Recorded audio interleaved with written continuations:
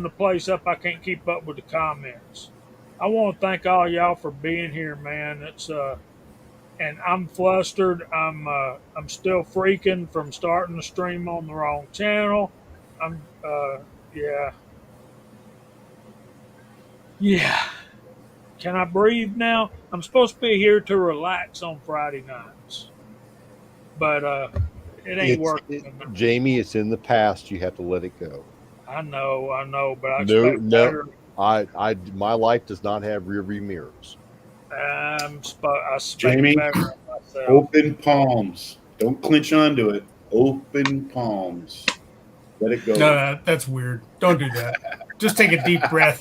Open palms. That's it. Yeah. Oh, I'm sorry. So, what do you think of Mr. Fuller's shave my question? I think I agree with what CW was saying about you can't overspend a bullet, but I think too much spin affects accuracy. I think with I think you've got to match up uh, bullet hardness, your twist rate, the bullet that you're shooting, and your pressure and velocity. Right. Think, I want to bring something else into this. all right. Barrel length. Whenever I'm loading a new cartridge or looking into loading a cartridge, I look up what is the optimum bullet, optimum twist rate, and barrel length for best accuracy and velocity of said bullet in said caliber. Yeah. Like a 308, 18-inch is not optimum barrel length. No, it's 20, not. 20 is.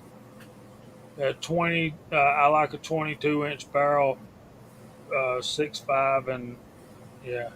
Yeah. So this does come into play in everything we're talking about too.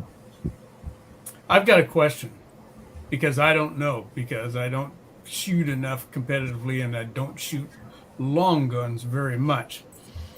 So if a bullet in its travel down the barrel makes more than one complete revolution, so say you have a 1 in 7 twist, okay, if you got more than a 7-inch barrel, why does it matter? If you can, if you're going to give the bullet at least one complete RPM, or not RPM, but one complete revolution in its travel down the barrel, why does 2 revolutions down the barrel in a 14-inch barrel help it out anymore?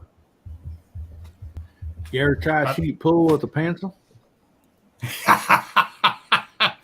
No, but I once rode a boat with a rope. How's that? We don't want to hear the rope. All right. No, we don't hear the rope stories. I'm talking about hot dogs and hallways. But Walter, it's like optimum bullet weight for a 9mm is 124. To what I've looked up and what I've seen myself, and that's in a 4.25-inch barrel, and that's optimum for a 9mm. Okay, well, if I can plagiarize a little bit, and there's a very good, interesting subject on this whole thing, actually two, is one of the things British muzzleloaders did a whole series about the Lee Enfield rifle, and Mark One, the Mark One Star, the Mark One, the number fours, and number one, Mark Ones, and all the way through that. And the British, they stepped down the weight and grains in their bullet, and they changed the twist rates for optimum accuracy. So they went through this whole series of this stuff of how to do that.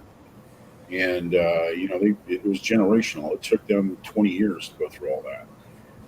Yeah. So, and then there's another thing too. I was watching Jerry Michalik, and he was bringing up the Smith and Wesson revolvers and Colt revolvers, and Ruger revolvers. Now Ruger and Smith and Wesson share the same twist rate for 357 or 38 specials, which is a 1 in 18 twist, and Colt has a 1 in 14 twist. And what they found out was that the match shooters at that time had better time shooting the Colts than the Smith & Wessons or the Rugers because of the twist rate. It just shot better in the hand, and there was, as far as your hold and being lined up on the sights. And it was the 1 in 14 shot the wad cutter a lot quicker down the barrel than the 1 in 18.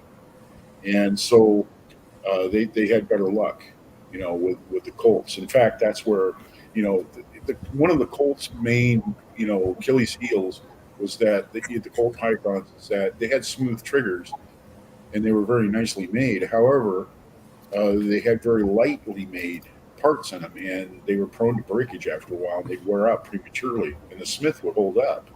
So what a lot of guys did is they made a smolt, which is they took a Colt barrel with a 1 in 14 twist on it and then put it on a frame of the Smith & Wesson and shot that back to PPC.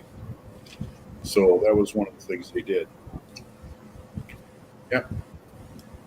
I think back to Walter's question. I think in rifle, almost all of our barrels have more than one revolution, because if you're looking at like Gene was saying, 22-inch 30 caliber is typically a 1 in 10 twist rate.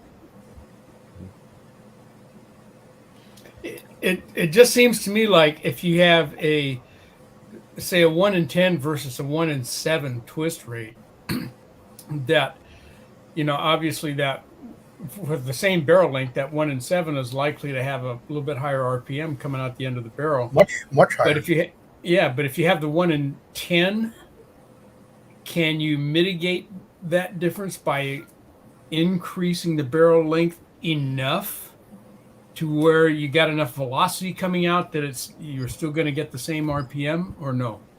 No, I think the more important thing about barrel length is burning the powder up before Yeah. the that's the difference. Absolutely. Yeah, absolutely. So I'm just I'm wondering sure- about I'm velocity. sure there's a difference, but I don't think it's substantial or Yeah. appreciable. Yeah, velocity and RPM are two different things, and so I'm curious about if you get enough velocity, is a little bit slower RPM okay as far as stabilizing the bullet, or is the spin rate of that bullet more important than the velocity, or are they equal? Or The ratio of RPMs to bullet stability is super broad. okay, Super broad, meaning it's still good over a broader range. gotcha. Yeah, that's kind of what I was wondering, and I suppose it comes down to, if you want a definitive answer, you got to get your lab radar out and go test them. Look at and a top. and see what works. When you were a kid spinning a top. Yeah, I'm dating myself, but you know what I mean, Walter. You spin that Absolutely. top, and it's going. You spin a coin. You take a quarter and you spin it on your desk at school, whatever. It gets to a certain RPM, and it tips over. It fails. So Yeah. yes, but you look at the range of RPMs that sits there and spins straight. It goes from as fast as you can make it to almost falling over, and it stays straight. Yeah, I That's what I personally, mean with about my the physics quality. background, I think there's a whole lot more that's going on there. That a lot of stuff that we can't see Yeah. with the RPMs. That there's a lot of what that bullet is doing to the atmosphere that it's passing through and creating eddies behind that bullet. That and vortices. And that's why we see that in aircraft, and Chapin knows what I'm talking about with wingtip vortices, and that's got to affect the stability of It that does, bullet. and that's why altitude plays a factor. Yep. That's what I said. Altitude plays a factor because it surely does. So does temperature. Yeah. Oh, yeah. Temperature, Yeah. because that affects the density of the air, and it's just brings up this whole big idea of what particularly long distance shooting is going to be all about. You've got to bring all of this stuff to All of those bear. things are exactly Yeah. what Dave said with the heat waves and Yeah. the different pockets of cold air and warm air and dense air and not so dense air and hot air and cool air, and Mhm. that's exactly right. They all play a factor, but luckily they're a minute or a lesser factor. They don't abruptly affect it, but as you stretch in yardage in range, they have a greater Can effect because cross. they're in contact with it longer. Mhm. Yes. Yeah, it's just You so know, interesting. It's such a big Oh, yeah, concept. it's huge. You know, Yeah. Well, 22-250, typically 1 in 14 twist, 1 in 16 twist if you wanted one, but you shot really light bullets. Yeah. 50 grain, 52 60 was grain, heavy. grain. Mhm. You didn't go 55 up grain. to 60 and all that. You didn't do that. 22-250 was made for a very light bullet at a very high velocity, And 4,000 feet per second. I think a very easy way for someone to get into the understanding this that doesn't is just to study aerodynamics, even car aerodynamics, because car aerodynamics also transfer to bullet aerodynamics. It's all the same. When you break yeah. it down to the bottom of the barrel, it's going to all be the same. And I've had the privilege of studying some aerodynamics through racing motorcycles. Mhm. And trying to understand how things work around you. You're that guy that had the wings on the side of his helmet, weren't you? The big Viking wings things. You were that dude, man. I've seen Well, that before. and Chapin's over there. He says low, slow, dirty, and heavy, and that's aircraft talk. And I'm a pilot, and so is he. So we kind of get that, and we know what that means. And I'd never thought of it before about this relationship between the way a bullet's flying and the way an airplane flies. And there's so many similarities. We take a little Cessna 152, which is the Honda 50 of airplanes, and you fly over a black unplanted agricultural field and then fly it over a green field, and the airplane goes and you can feel it and hear it, and the flight path is disrupted, and if you're down there standing on the ground, you don't feel any difference, but there are vertical air currents and there's horizontal air currents that are created by just these variations in temperature at ground level, and a bullet's got to be feeling all of that stuff too in its flight, and that bullet's going a lot faster than any airplane I ever flew, but nonetheless, it's going to have an effect. Another thing the common person is going to see are birds. Mm-hmm. Birds floating in the sky. Well, they're catching a hot air pocket coming off the earth, and that's what maintains them, and that's actually look around and break time for them. Yeah, thermals. Yeah, they hit the thermals, and all the birds of prey, you see them, all of them doing it. Seagulls doing it. They all do it. But another way to talk about stability. I don't know if any of you have worked with bicycles. If you take a bicycle rim and tire, take it off the bicycle and you hold it by the axle, by the nuts, and you spin it. Take those spokes and you spin it. You spin that as fast as you can spin it, and then try and change position. It's very hard to do if it's going fast. If it's barely spinning, you can tip it very easy. Sure. So there you go. Gyroscopic action. Yeah. As it's Gyroscopic action is a fast, strong force. It's not yeah. easily or greatly affected by anything. But as it yeah. slows, it is. Go into a corner too fast with an H1 500. I've done that. Go, yeah. Gyroscopic. That's what's kept all of these guys up here who rode bikes, motorbikes. That's what keeps us upright. She'll start to wobble on you, and you can't do nothing about it except slow down and pray. Centrifugal force very strong. I've had people ask me that seeing pictures of me racing. They're like, "How do you don't fall down?" No, it's momentum. It's keeping that momentum up through that turn. Yeah, that's why when you rode a bicycle as a kid, you could take your hands off the handlebars and it would go Mhm. because it's spinning. If you go too slow, you couldn't do it. But if you were going a fairly good clip, you could do it, I and you think could steer by leaning. Here's another thing too. For the AR crowd out there, I'm pretty sure that anybody has really done any research about AR, the AR platform and what it originated from. But the original, AR-15 that they came out with, Vietnam era AR-15 didn't have a forward assist or anything like that. Those had a 1 in 14-inch twist. They shot 55 grain bullets. And what they found out is that 1 in 14 twist was devastating. It was like he was saying about the top, a bullet that has a very slow twist rate. It's on barely being stabilized as it's going through the air. As soon as it hits something, it dumps all its energy right there. It spins out of control. A faster twist rate will cause that bullet to drill through, whatever subject matter you're trying to shoot. And that's Yeah, what they found out. Yeah, they tried. They wanted to get more distance out of the AR, so what do? They went ahead and they tightened up made it a faster twist rate to the 1 in 12, then the 1 in 9, then they went to a 1 in 7, and it seems like 1 in 8 seems to be about the middle of the road that everybody wants to shoot because it stabilizes more. Yeah. all right, There- I'm going to say there's- some things now. I've listen. Manny, This this comment right here, we need to address this. It irritates me that twist is given in inches instead of calibers, and this is my thinking on that subject. There's no other way to give twist rate than in inches because what you're talking about is the how far it takes the bullet to make one turn, and what's going on here is you've got that twist rate inside that barrel that's turning that bullet. So you've got to think of it in inches.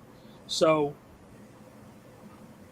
when it gets to the caliber relation to it, I think that the twist rate inside that gun matters to the caliber. Um, I think bigger bore guns can get by with a lower twist rate, and I think the more critical the twist rate is on smaller caliber firearms, like a 223 or a 243 or 270, I think it's more critical to match the bullet weight with the twist rate as when you get up into like 35 Remington, the 308, and on up 4570. You know, what we're doing here is we're like Steve said it the best. Let me show this comment. The trick is to spin the bullet enough to stabilize, but not too much to create drift. So if your bullet's coming out of there too fast, it could catch the wind and spin.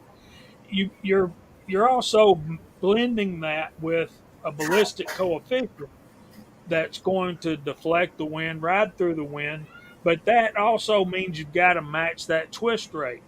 But I think when this becomes important is when we go up to those bullet weights that are beyond what's designed for caliber. So, like when we get up to say a 90 grain in 223, and when we get up to like a 200 grain in 357 Magnum, I think that's when you might need to think about if that's what you're going to shoot.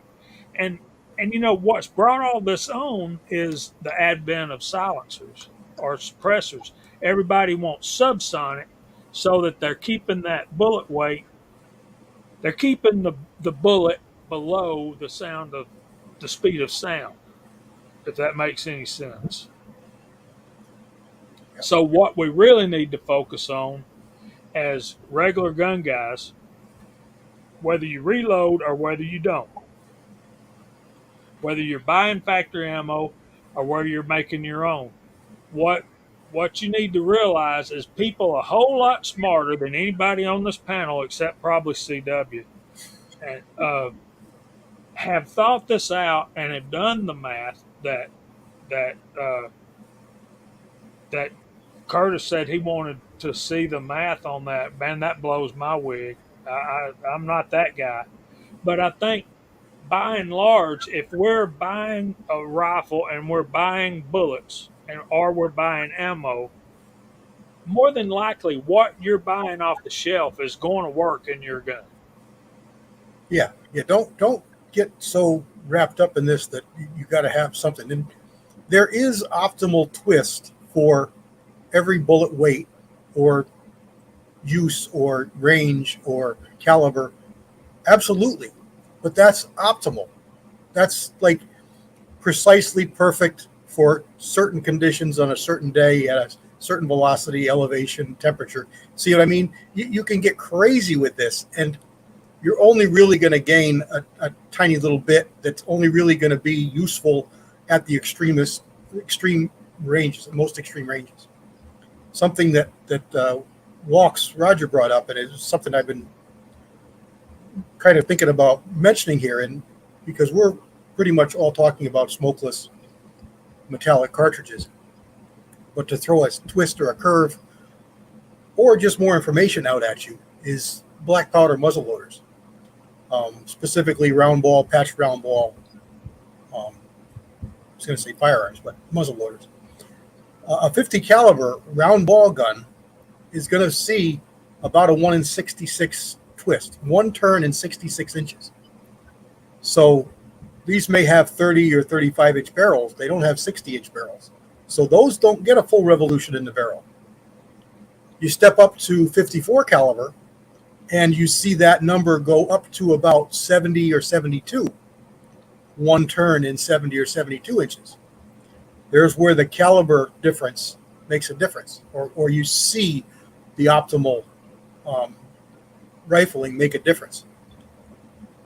45 is going the other way. You're going to see down in the upper 50s optimal, upper 50s to around 60 inches, one turn in 66 or 60 inches rather, 58 inches. And that's just optimal for that round ball, because there's nothing shorter than a round ball as far as a projectile, a sphere. After that, you're, you got something really light or really short. You see the muzzle loaders, a lot of them will be 50 caliber now, will be like 1 in 48, 1 in 36. Once you get into those 30-inch numbers, you're looking at a conical, a barrel that's designed for conical bullets, not for round balls. And you see the 1 in 50, 1 in 48, those are combination twist barrels. Those are going to work for round balls okay, but they're still going to work good for conicals or conventional style bullets. And that's black powder. Yeah, I got a rifle. It's 1 in 8. It's in an AR platform. So, Well, I'm going to say something if you don't mind, Jamie. I don't have much education on loading and all that stuff, but I do know a few things that, from experience, back in our paintball gun days, it was very easy to adjust the pressure on that we were shooting, and you had too much pressure, the ball would definitely go, not stay straight. Not enough, it would drop. Barrels, made all the difference in the world, matching, the longer barrel and stuff like that. But also, when you get into that, if anybody's ever been a bow hunter, you can sit out in your yard and shoot, 45 yards and, and hit a skull can every time. You get 40 foot up in the air on a tree stand and shoot down at a deer, you're probably going to miss it unless you practice. There's just all kinds of stuff that goes into, shooting and distance. Myself personally, pistol or rifle, I did a lot of, always done a lot of hunting, and then, try, not real long distance, but for me, it's always been the longer the barrel, the better for me, I assume up to a certain extent, I ain't never shot a 60-inch barrel or nothing, but, trap shooting, bird shooting, it's just the longer the barrel on a pistol or rifle. I seem to get more accurate shots and stuff. And so, I agree, man. I think there is a point where a barrel gets too long and actually creates the drag on a particular projectile coming out of the barrel. But I don't think that's anything that you can buy. I think you have to order Depends on the something. caliber. Depends on the caliber. Absolutely. Standard pressure 22 long rifle is about 16 inches. Well, see, I was wondering about 357 Magnum out of my 20-inch Rossi, and that's no. Yeah, no. That's, But you can see 38s where you'll see a velocity drop. yeah. You saw that with standard pressure 9mm too. Back in the day, before you saw a lot of plus Ps and stuff, 9mm in carbines would actually lose velocity. 45s too would actually lose velocity because they're designed for short barrels. Yep. That hot, fast powder. Mark, what's going on, man? You hadn't said a whole lot. You sitting over there combing that mane. This is one of those areas that I don't have a lot of experience, and I'm learning some of these things through learning the reloading. It's something I never really paid attention to. I knew that there was twist in there, but I didn't ever pay attention to the rate. And I guess after building a couple of ARs and having some differences in some, that brought it up. And we've been talking about the difference in barrel length. I might have shot pistol before, and I might have shot rifle before, but I never really shot them at the same time with the same caliber, and to see the difference. So I'm kind of just sitting back, soaking some of this in, and thinking about where I'm going to apply it later. Yeah, Ronnie makes a real good point, and we talked about 22s there. I have a CZ 452 trainer that has a 29-inch barrel, and I love to shoot standard velocity in that because you don't need hearing protection. The barrel's so long that it's quiet. But if you try to shoot like CBs or quiets in that barrel, half the time you're sticking them in the barrel. They don't make it out of the barrel.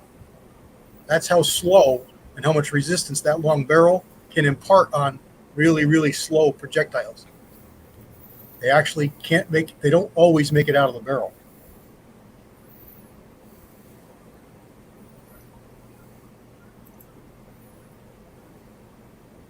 That it is a thing. So there is. Well, that. I'll tell you what, out at our club, we have a silhouette match out there they do once a month during the fairer months out of the year. And, they put rams out at 200 yards and they shoot them with 22s. And, the CZ is the top performer. I'll tell you that. I've got a 452 Varmiter that has a trigger job done on it. And that thing's amazingly accurate, even at 200 yards. I mean, it's shoot probably within 2 inches. CZs those are great rifles. They are fantastic. I also have a 455 trainer, like you were talking about. And yeah, you're right. The longer barrel, if you shoot, the 22 quiet, in it, it's got less noise than a pellet rifle. It's crazy. You just try to really hope that bullet clears the muzzle, man, No, yeah. and it don't drop right there in front of you.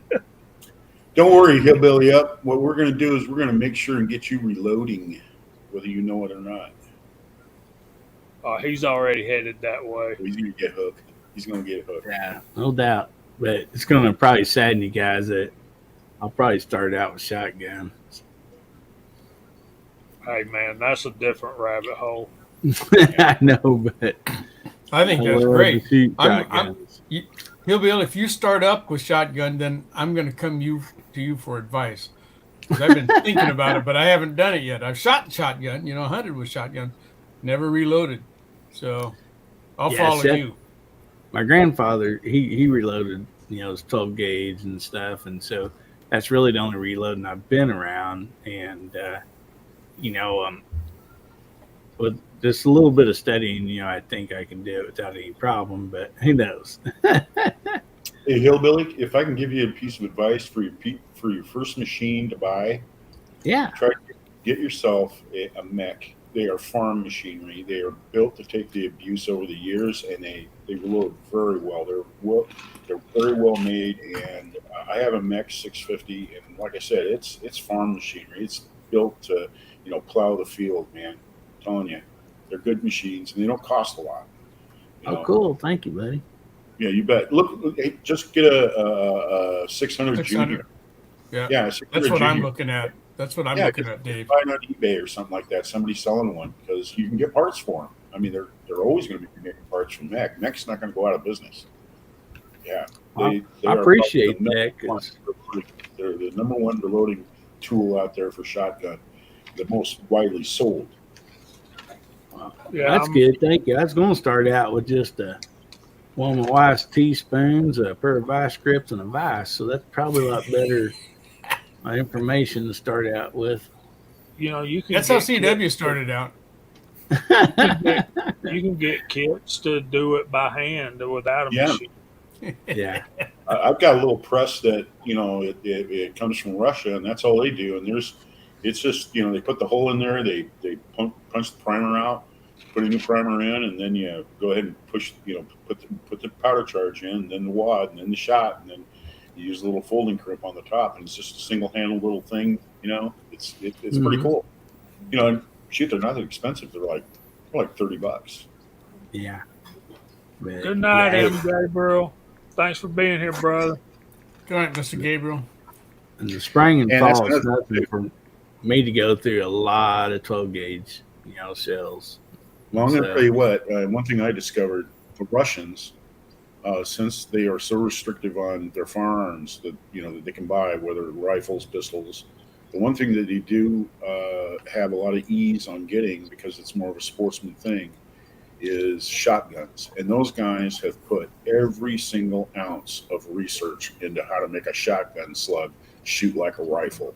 And I'm going to tell you what, there are some shotgun slugs molds that you can buy that come out of Russia, and they are just amazing. I mean, where you can put 5 shots through the same hole at 100 yards. They're amazing, amazingly accurate. Fortune Cookie did a bunch of those far egg molds, and didn't you do some of those too, Dave? I'm not sure on video. Got Cookie involved in it. Yeah, Cookie. Yeah, I sent some to Cookie, and I gave him some Yeah. out here at the range. He was up here, and I gave Yeah. him some, and I said, just try these out. He loaded them up. He was dancing out in the parking lot down there in California. I mean, he's been shooting those Lee key drive forever, and he's been trying to figure out what's the magic to make it work.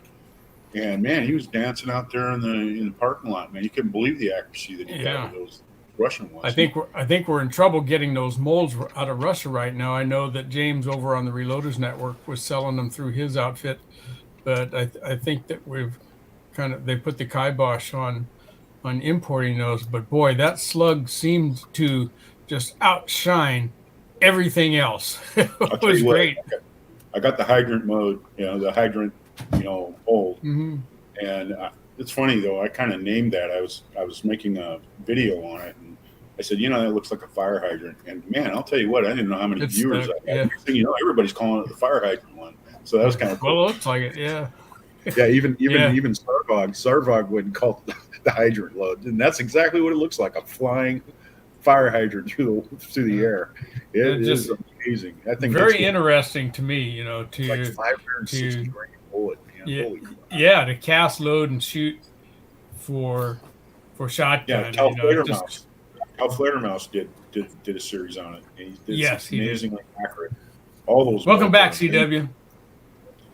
Thank you. I don't know what happened. It made a little burping noise and bloop, it was gone. It was shut down.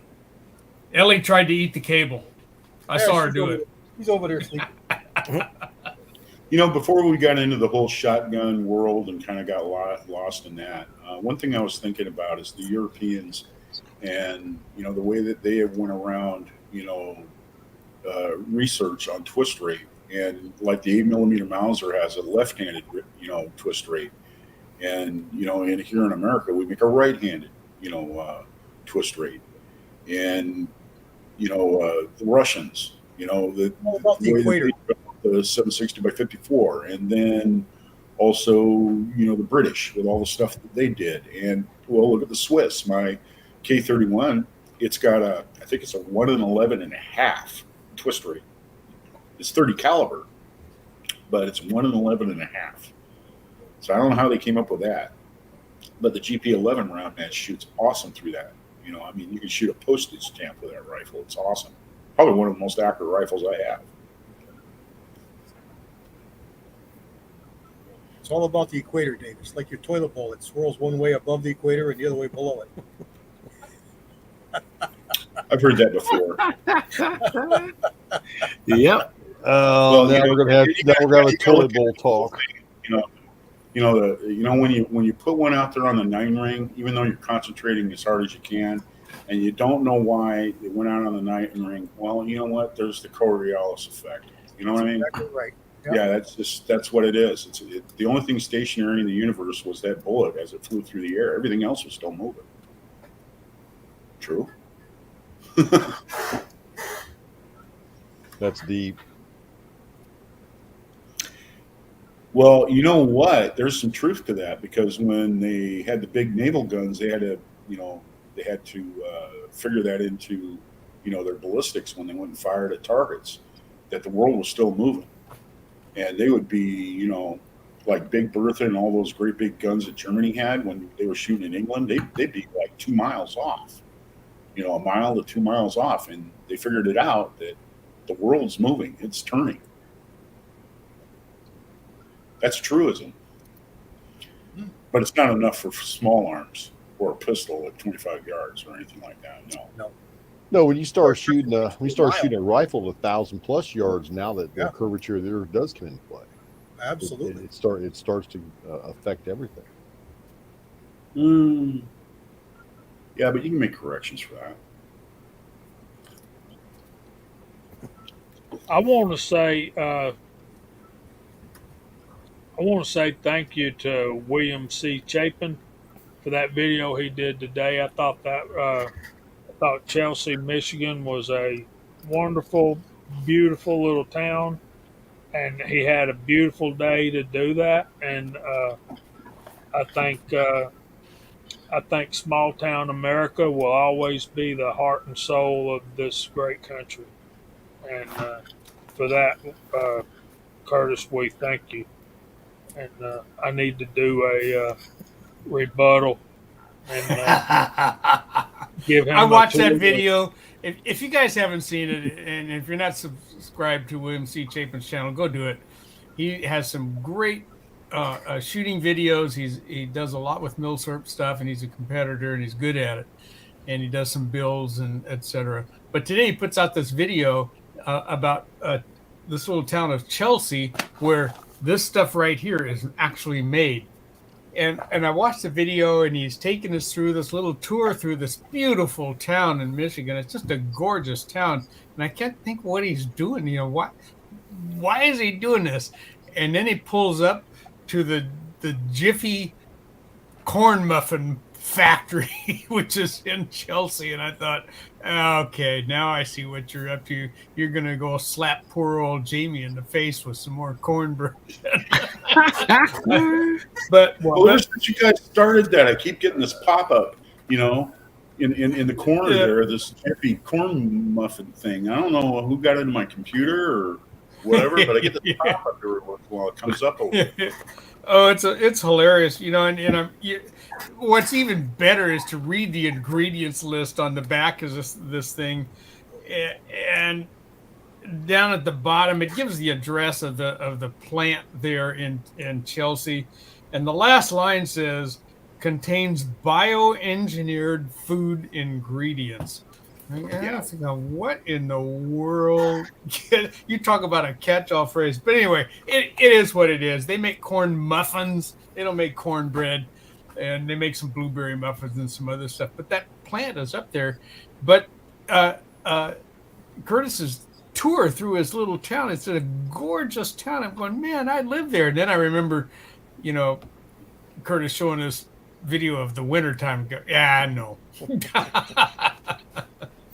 All right, I'm done. Thanks. Yeah, so that little place reminded me of my town. You know, when you get to the old downtown area, and I'll need to do a VR to that video and take him around Rome and show him around if I can figure out how to get my phone to mount up in the windshield. And of course, I'll have to go and take my car to the car wash, our car, the wife's car. It seems like every time we get the car washed and we pull up in the driveway, the cat jumps up on the windshield. And, you know, That's great. if I did it right now, all you would be able to see would be cat footprints. And You know, we all kind of just did this series about our first gun, or for Lakeview, and it brings up an idea in my little pea brain here, as it's only that big. What if we all did a video of our town en route to the range where we go shoot? Some guys like Jesse B Outdoors, you just kind of open the back door, or Uncle Jim or some of those guys. But that might be kind of a fun little series to do and show off the town, show off the places where we live. We do the chat series, and we do the interviews, and we do these kinds of things, and all we see is the room that we're sitting in. Mm-hmm. That might be kind of a fun thing for us to So- do. One of these days we'll have to come up with an excuse to do it, but I'd love to do something like that. Mhm. So you're wanting everybody to do a video on where they live. Yeah, something like that. So you want to see the chemical? So you want to see the chemical plant for anhydrous no. ammonia? Hey, Mr. NH3, man. You want to see you want to see the Abrams tank plant, because that's Yeah. here too.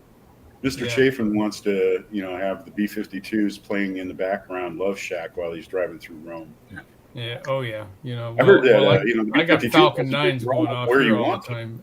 as well. I'd have to drive back and forth through my town 5 times just to get a minute worth of video. That's good, though. That tells people what we're, who we are and where we are. I think I'm going to do it anyway, even if you guys don't. Oh yeah, it's cool. I think I'll do that. I'll do that. See, my town's called Rome, and we are far away from where the B-52s were from. They originally were, y'all correct me if I'm wrong, but my take on them is they were a college garage band starting out of the University of Georgia in Athens. That was Oh, a long time ago. Great band too, guys. If you haven't heard of B-52s, they're great. Well, I mean, they ain't no Charlie Pride, but I'm begging Dolly Parton about that. yeah. So, which building do they write the song "Love Shack" about? Don't Hey, know, don't care. One of the songs It's that got his girlfriend a one tin roof. time, one of the songs that she really liked was And it was Rusty. My man, she loved that one, man. I turned that on in the car, and she'd snuggle next to me, and I put my arm around her. Man, that song playing, boy, she just turned into butter. Boy, she loved that song. Yeah, and James or G23, Dan, he takes us every once in a while, when he drives along the coast there in Oregon, and shows us some videos of that, and I like that. It's enjoyable to me to put a location with the face.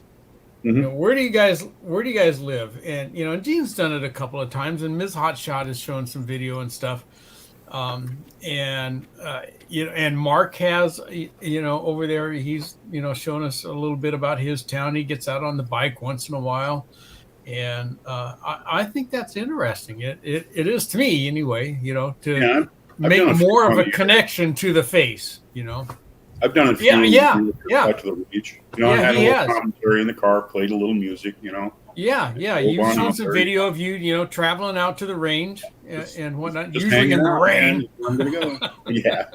So You know what's funny is that I played music and you know some of this music nobody's ever heard of, and you know, people are commenting in the comments, "Hey, who did that?" You know, that was pretty cool. yeah, Who did that? You know, so it kind of expanded my channel somewhat. You know, yeah. Yeah, Bama Dad talks about Atlanta Rhythm Section. I really liked that band when I was growing up. yeah, yeah, good stuff. Never was much into that punk rock stuff. Let's face it, when they first came out, the B-52s were a little bit punk. I think Yeah, they're but more when into the whole thing about the new wave thing that was going Yeah. on in the a little 80s. bit of new age stuff, Kinda and when like we a look back mix at up. their original stuff now, it seems pretty mild compared to some of the other You know, when you start talking garbage about that we punk see. rock, you know, punk rock is like Black Flag and the Dead Kennedys, which, by the way, the Dead Kennedys is very political, you know, with their lyrics.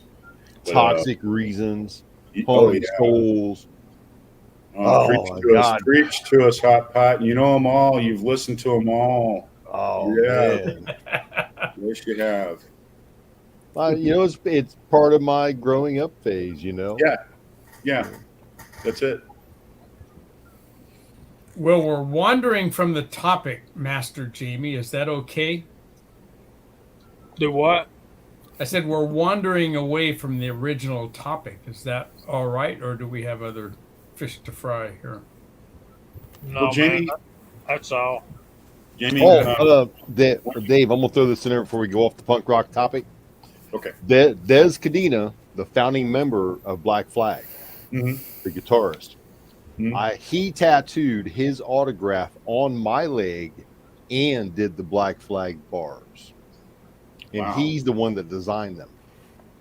Wow, So that's how There you go. close of a connection you have. yeah, That's awesome. That is.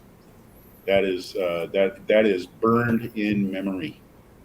Yes. burned into my leg, man. The guy dug me up. I got it on my leg. He wasn't a tattoo artist, but he sure enjoyed doing it. And he had a blast. Yeah, that's awesome. It was fun hanging with him. Yeah. Speaking of fish to fry, if you guys out there in the side chat don't subscribe to Georgia Boy 44, the pastor as we know him, he put out a video today with his son Levi, caught his personal best largemouth bass, and he caught himself a whale. I'm talking about a 6-pound largemouth bass that took 2 of them to bring that sucker in the boat. That was a great little video. And his son, you know, I always applaud a man who will spend time with his kids, and instead of letting, you know, the child care people do it, or the county do it, or the state do it, or the school do it, or whatever. Man who goes out and spends time with his kids is plus 10 in my book. And Georgia Boy Well- 44 does that with his son. And they were out fishing, and I'm telling you, Levi caught himself a whopper. It was great. It was a fun video. So check out Georgia Boy 44 sometime if you haven't watched him. He didn't put up a lot, but he does, you know, now and then. Good night, Andy. Y'all say Good night, Andy. man. Good night, Good Andy. night. See you, buddy. Thanks for Well. being here. Night, Andy. Now, see, this right here is my heart. Leonard Skinner, Leonard Allman Skinner, Brothers, brothers. Atlanta Rhythm Section, Hank Jr., Waylon, Willie. And as far as country You like- goes, the you older like- the better. You like Hank Jr.?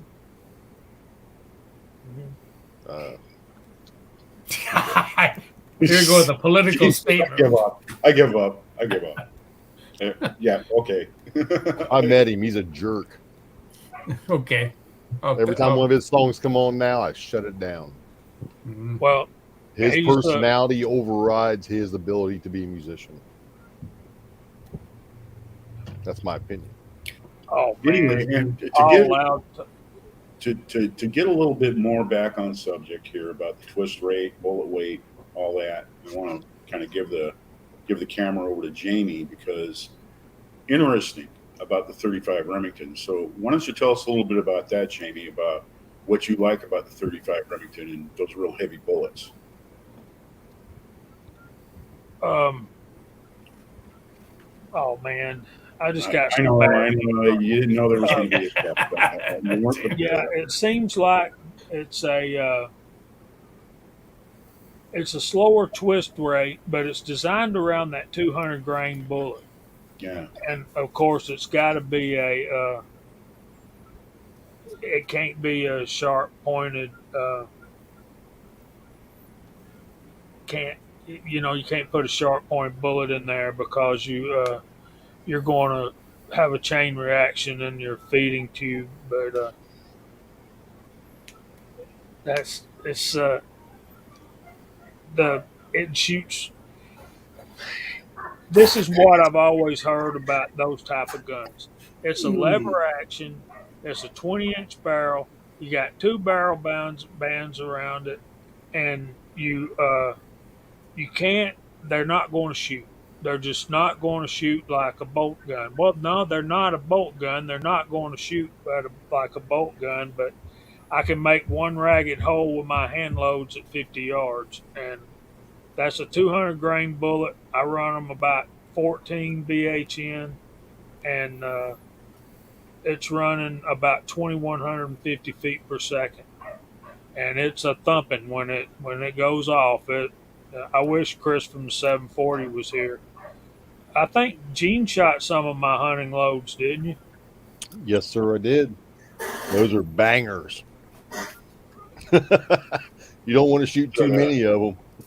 Just enough to sight it in before you take it out. Walter, what was that caliber that was the favorite for? He used to call it his cat gun. That was Teddy Roosevelt. It was like the 404 Winchester, or isn't that the 401 or 404 Winchester? He called it 405. Yeah, the 405 Winchester. 4-5, yeah. Big medicine. It's cat gun, and same thing. It's just it's kinetic energy. I mean, a massive amount of kinetic energy hitting that animal, and they just can't survive that. That's how they did it. You know, I would expand on that because me and Jamie talked about it. I talked about the way that they used to test handgun rounds at the turn of the century, which is kind of morbid, but you know, they wanted to know what worked, and that's it. And they didn't have ballistic gel and stuff like that. You know, yeah, 405 Winchester, Hammer of Thor. That's what he called it. He called it big medicine. Yep. I have not G23. That's heavy for.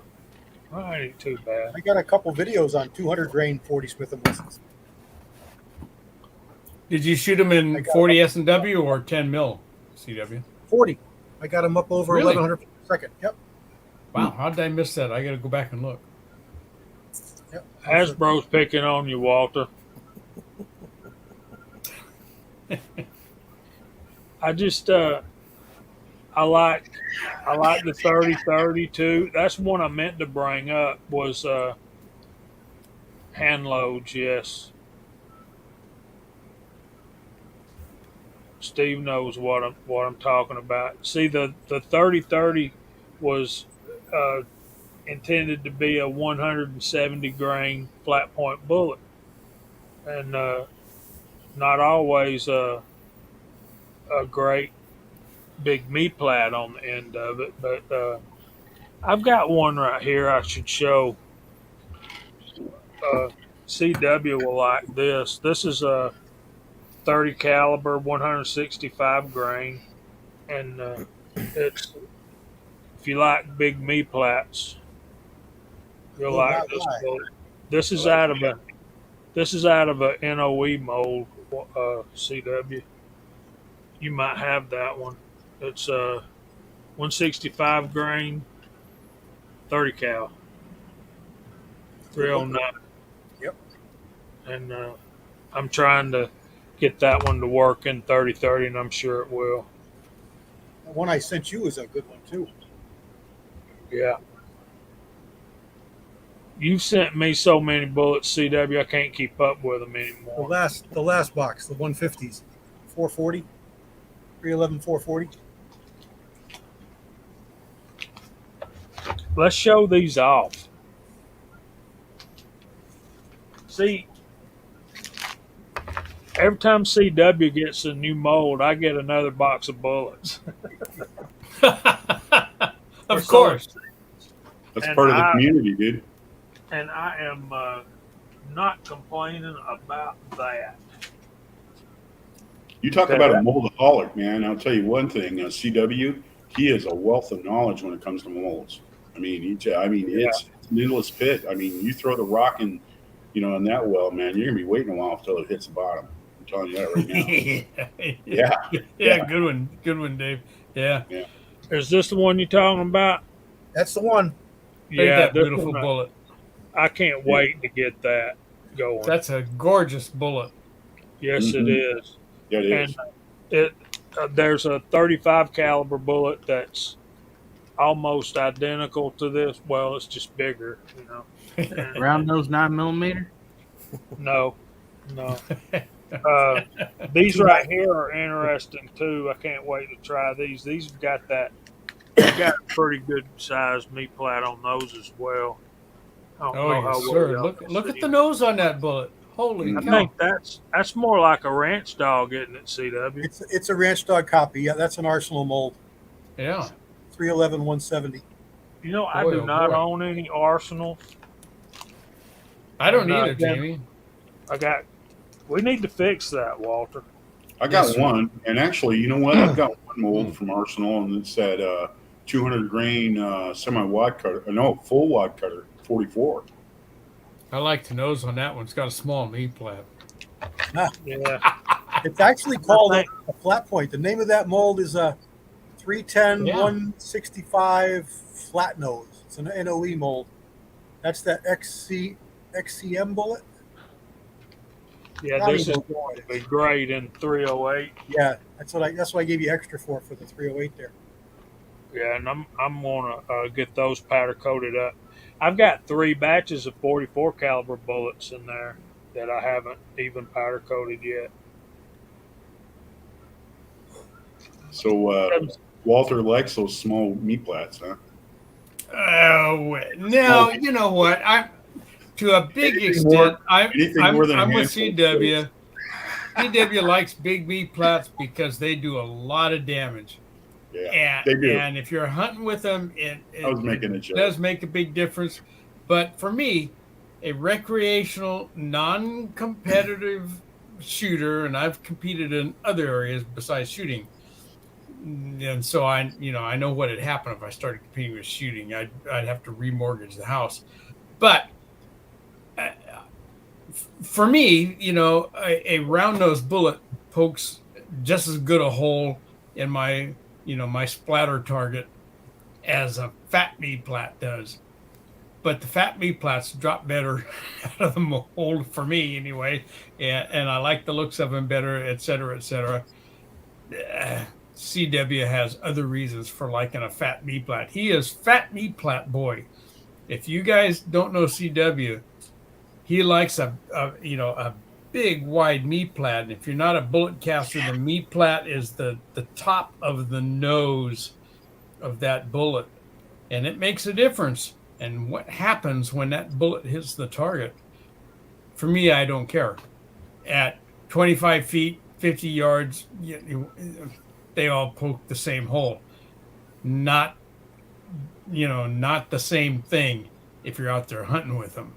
Well, That's it's a like different Jamie. ballgame. I mean, that flat meat plat, and you shoot an animal with that, it creates a huge wound channel. And so you kind of got to balance, how much meat you want to destroy when you shoot those. And I'll tell you one thing. The one thing that's really cool about casting bullets, is that there's all these different designs that have been thought up through the years. All these different manufacturers and everything like that, and they're all have their purpose. And you know what? Discovering all that and actually living through that and buying these different molds and trying these different things. Wow. When a person first gets into firearms, they just go to the store and they buy any old ammo and they fire it and whatever, and that sort of thing. But the other side of firearms ownership is when you start getting into hand loading and you discover this huge world. And then later on, you get into casting. And then it just gets even bigger. It's huge. And there's so much, to get into in there. I mean, it's mind boggling. It's an Oh endless. yeah, It is. absolutely, Dave. You know, there and the whole. Well, I'm going to keep my mouth shut. I was going to go off onto bullet casting, and we don't need to do that here tonight. But you're absolutely right. There's just an awful lot, to be discovered. Yes. If you're a beginning shooter or reloader, about bullet design. Exactly. It's a whole big thing. It's not. It has everything to do with your gun. It's the other side. It's the other side of firearms of what kind of firearm you have, and firearms vary from different manufacturers. So different manufacturers' guns are going to shoot bullets different from different bullet weights and all that other stuff. Oh sure, there's this interaction. There's the shooter, there's the firearm, and there's a projectile, and those three things that's a big gear meshing thing. And whether you got positive track back there or you whatever, that's a huge piece of shooting, is that interaction between the shooter, the firearm, and the projectile, or the ammo if you're not a reloader. So yeah, it's a big deal. And we were talking earlier tonight about how much this seemingly small thing about twist rate in your barrel and the weight of the bullet versus twist rate in your barrel versus the length of the barrel. And then you add into that various powders and fast burning powders and slower burning powders. It's such a fascinating, hobby that you can get into. So many facets that interact together. Yeah, great thing. If you guys haven't, started reloading yet, do it Really soon. missing That's out. all I'm going to say. Yeah, you're really missing out. If you don't hand load yet, Yeah. you're really missing out. I mean, because it's the key to really unlock the potential of your gun. Yes. It is. Yep. And Yeah, it gets to a point where you're either testing the load, or you're testing the gun, or you're testing your own personal marksmanship. And it boils down to that. It's like the difference between buying, a pair of shoes off the shelf in the store versus having somebody custom fit a pair of shoes for your foot. And Exactly. It's good to see Big Al out there. Big Al. Hey man. Big Al says Dimples add spin as a smooth ball would be a knuckleball. Yes, it would. Yeah, And Steve said point. he always wondered why they didn't put those same dimples on a muzzleloader ball. But they say the dimples are for aerodynamics to make it go further and straighter. Let me tell you something. It's hard to hit a golf ball straight. Of all the things I've ever tried to do, playing golf was the hardest thing I've ever tried to learn to do. Playing guitar is a close second, but and I was a 6 handicap at one time on our little course down here. Of course, when you move off somewhere else, then that handicap goes way up. It was an easy course, but Sure. and Mike sent me some pictures. You ain't gonna believe this crap. Come on, really, Rebel? Maybe we should make dimpled round ball molds. I don't know. Yeah, I see it. Yeah, I've seen that. there it is, right there. Outstanding. Yeah, I think that why Ralph not? Flatermouth shot some slugs that were like that. Well, the picture looks better on my phone than it looked on YouTube. So, We got it. all right, we got to get ready to get out of here, fellas. Oh, good night. Holy cow. Jamie, one thing I want to bring up before we really start into close. One thing that nice about the Georgia Shooting Connection, and I found out even in the side chat, we all have our own different personalities, different views, on the experiences and education that we have and that sort of thing on this. And this is where we can get together and we can discuss all this stuff as friends and get along. And this is just really great, you know. And we have to realize that sometimes our personalities get in the way, and we have, you know, a little stronger feeling about something, or you know, not so much. And you know, we've got to learn to let go of, you know, what we might think. We have to open our ears and actually listen to what the other person's saying. You know, just quit thinking, start listening. You know, and that sort of thing. It's like I was saying earlier about wobbly wheels, you know, like on the shopping carts out there in front of Walmart. You know, we pull one out, and if it wobbles too much, we put it back and we get another one. You know, as people, we all got wobbly wheels. Every one of us does. You know, and you know, this is a place where we all get together, and wobbly wheels or not, we all get along. It's really awesome. I really think that's great. Yeah.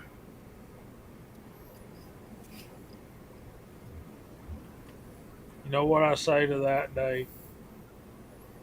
Shut up. No, you're absolutely right, Dave. No, you're right on target. 270 Winchester is the finest cartridge known to man. Fletcher, No, seriously, man, I appreciate your feelings. In some ways, I agree with that. It is a great cartridge, and 270 is I only awesome. disagree because it's Walks Fletcher. He's right, but I Yeah. disagree with him anyway. Well, he also thinks a 94 Winchester is the best rifle made. So, Yeah, and he also hates Yeah. purple, but you know. and he doesn't like purple. I think y'all need to leave me alone about the Jiffy thing. I'm not so much a Jiffy hater. I'm just a cornbread snob. That is corn muffin mix. Thanks to my brother down there, Hillbilly Up, educating me. That is not cornbread. It's muffin It's mix. corn. Can I ask you, did you try any of the blueberry or anything? No, I do but the I'm blueberry all going the to. time. It's I'm good. going to in the morning, man. It's good. It honestly is. Yeah, I'm more, it ain't cornbread. It's corn muffins Nah, it, mixed with blueberries. It's, It's good. Okay, it's early matrimony food. You know, that's what I call it. Early matrimony, where you're eating hamburger and, you know, macaroni and cheese, and you know, Early and matrimony. Jiffy cornbread mix, you know, with your chili. You know that's- what I have to say about you guys who did early matrimony? What's that? Did you get that? I got nothing. I didn't do it. I got nothing, guys. Well, there's three different types of furniture. There's early American, early European, and early matrimony. I got early orange crate in this place.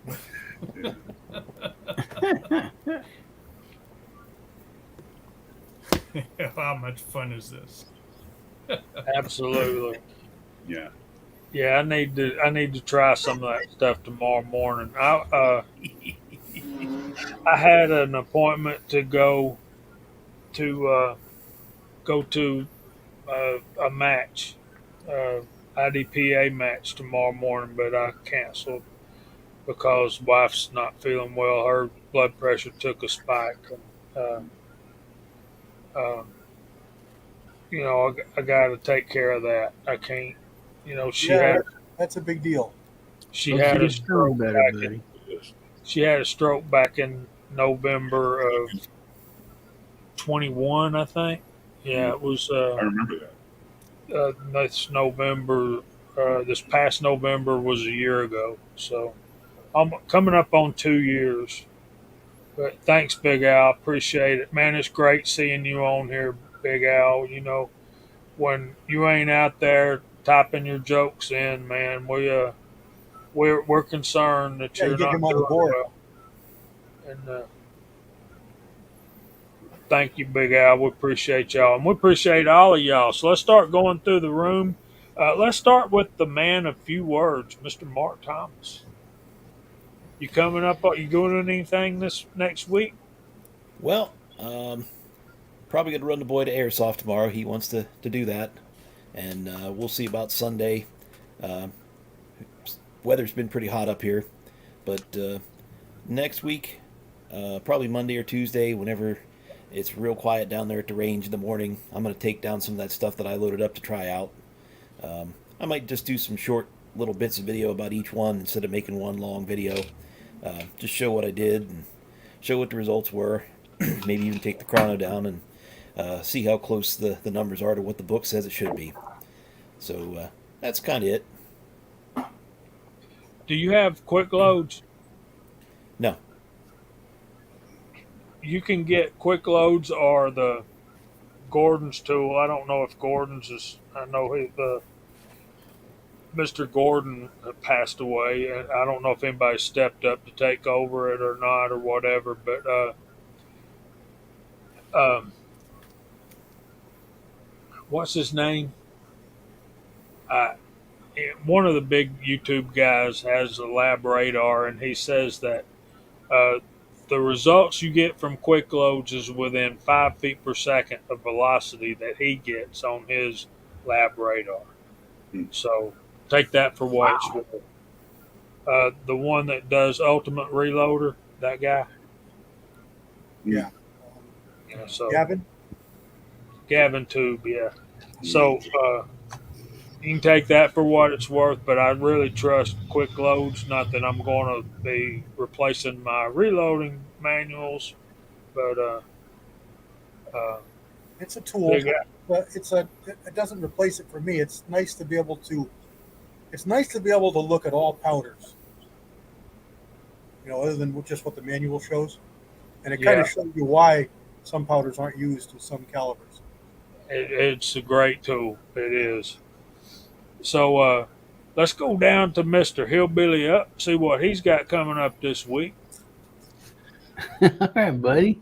Well, first of all, I want to thank you all for having me on here. I really appreciate that. Always a blast every Friday night. I look forward to it. Great panel, side chat. It's just, I just enjoy it so much. So I want to thank you all for having me. I am going to be filming my video of not my first, well, my first gun. It's actually my second gun because I don't have my first gun. And I just been super busy with the 4th of July video and all that stuff. So I am going to get that done to help out Lakeview and his wife and stuff. And I have a quite, I think, pretty good twist to that. So I am hoping that what I'm willing to do is going to raise some money for those good folks. So we'll just kind of leave it at that. But that's about it. And then I got a live tomorrow night, Guns, Bear, and Therapy. It's at 9 o'clock Central, 10 o'clock Eastern. So if y'all ain't done nothing, be more than happy to, have y'all join. We just try to have some fun and have a good time there. So anyway, appreciate y'all. Good night, 6-shooter. A lot of folks are. Chad Kelly almost got him a lab radar. Hasbro said he's been using his lab radar for 6 years. So, yeah. So, save up for Mr. Viejo, Mr. Walter. How you got something coming up, or you already said that? Yeah, I got a couple things going on. I've got the Moldy Monday series has been real popular, and I've done folks have seemed to enjoy that. And for those of you in the side chat who haven't seen it, I'm a mold collector, or maybe a moldy collector. I'm not sure what's underneath there, but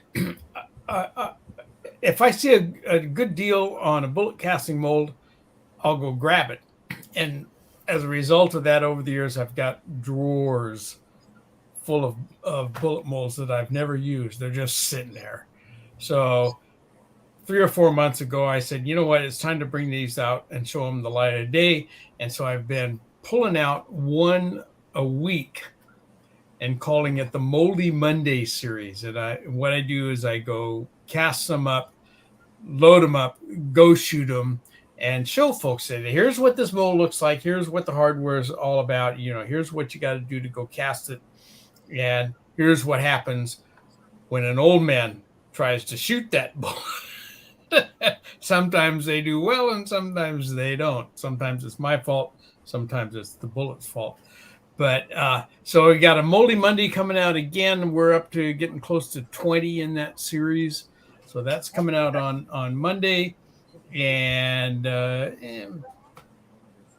I don't know, not much else beyond that. That's kind of where I'm at today. So, yeah, I appreciate the invitation to participate in this channel. And I remarked over there on the side chat earlier, what a great thing. All of these topics that come up, and we shift directions periodically here and there, and we get all of this really great information from all of these guys over here that know what they're talking about, that average Joe shooter like me can bring home and put to work in our shooting, reloading, and casting endeavors. So I think that's just great. I'm happy to be here. There won't be anything really thrilling from Viejo this week other than Moldy Monday. So there you go, guys. I'm done. Thanks, Walter. Mr. Dave. Hi, Sandra. What you got coming up?